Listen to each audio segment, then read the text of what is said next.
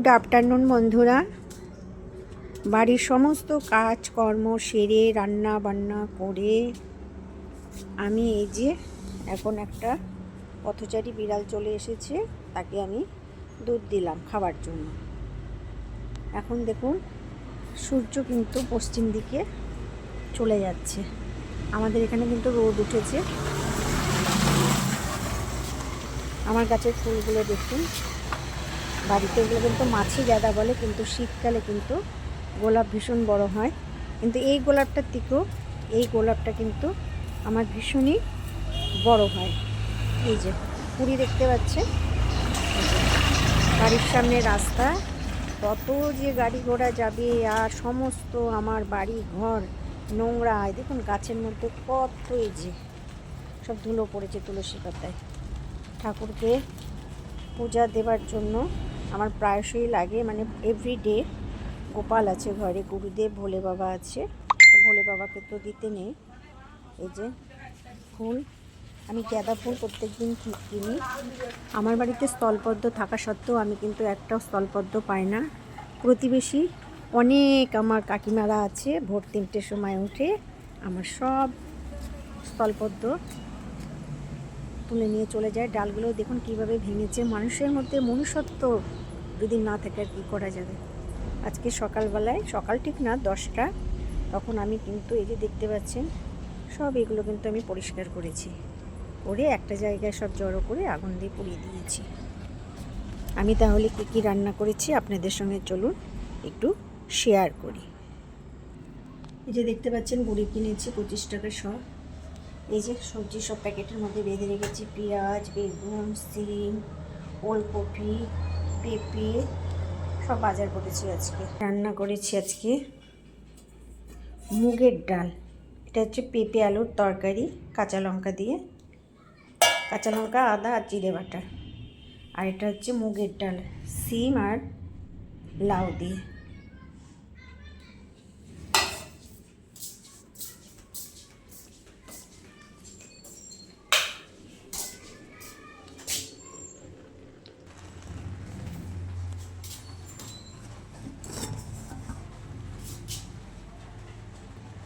ডাল দিয়ে খাবার জন্য এই যে কলা ভেজে নিয়েছি আর বেগুন ভেজে নিয়েছি।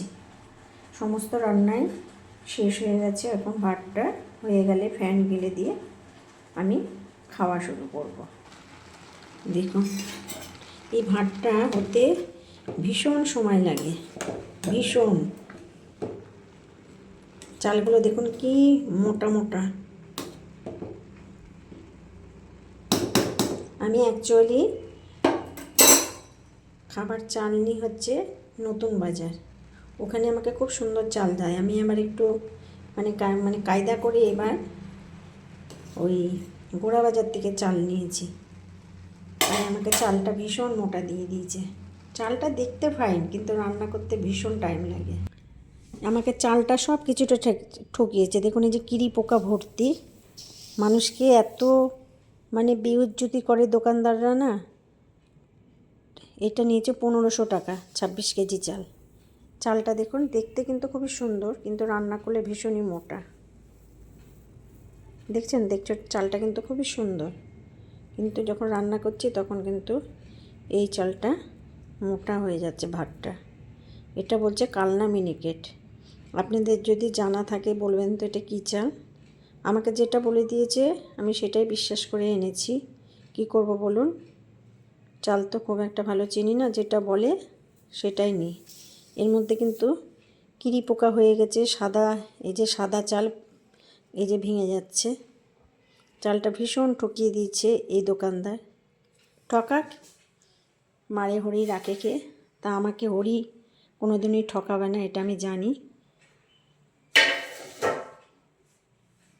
এই দেখুন এটা তো 26 কেজি চাল আছে। যে কালনা সুপার মিনিকেট দেখাচ্ছে 100%।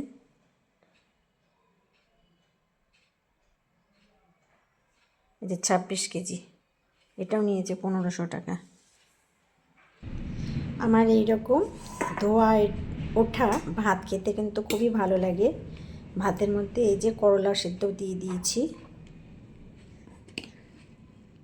আমার করলা খেতে না লাগে তেল, না লাগে লবণ। এরকম ছোট ছোট 4টা করলা দিয়েছি, করলা না উস্তে কী বলে আমি জানি না সঠিক।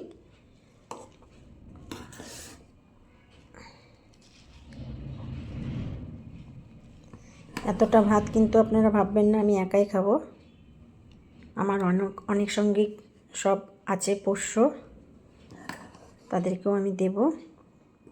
এটা আমার একার না। আজকে পোষ্যদের খেতে একটু অসুবিধাই হবে, কারণ আর একটা করলা খুঁজেই পাচ্ছি না, কোথায় রয়ে গেছে। থাক, 3টে পেয়েছি, 3টেই মাখিয়ে নিই।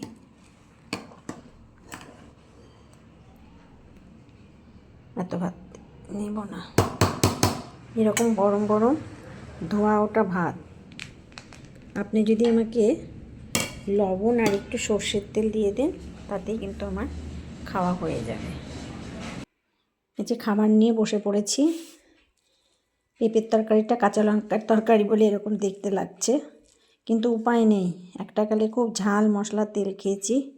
আমার মার লিভারে প্রচুর জল জমেছে, কিডনি নষ্ট হয়ে গেছে, লিভার থেকে ব্যাকটেরিয়া এখন বের হয়ে চলে আসছে। মা কিচ্ছু খেতে পারে না, টেকনো গ্লোবালে ভর্তি ব্যারাকপুরে। এখন মায়ের জন্য আমাকে কাছে, আমার তো সব সময় পেটে মায়ের মতো ব্যথা করে, জানি না ভগবান কি লিখে রেখেছে। এই যে ডাল, আমি এখন গরম গরম খেয়ে নেব।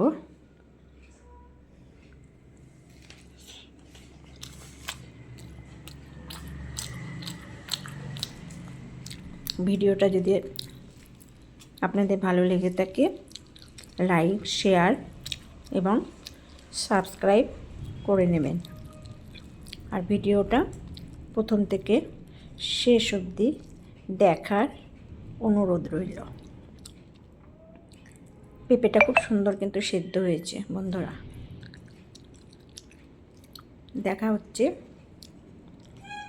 নতুন কোনো ভিডিও নিয়ে।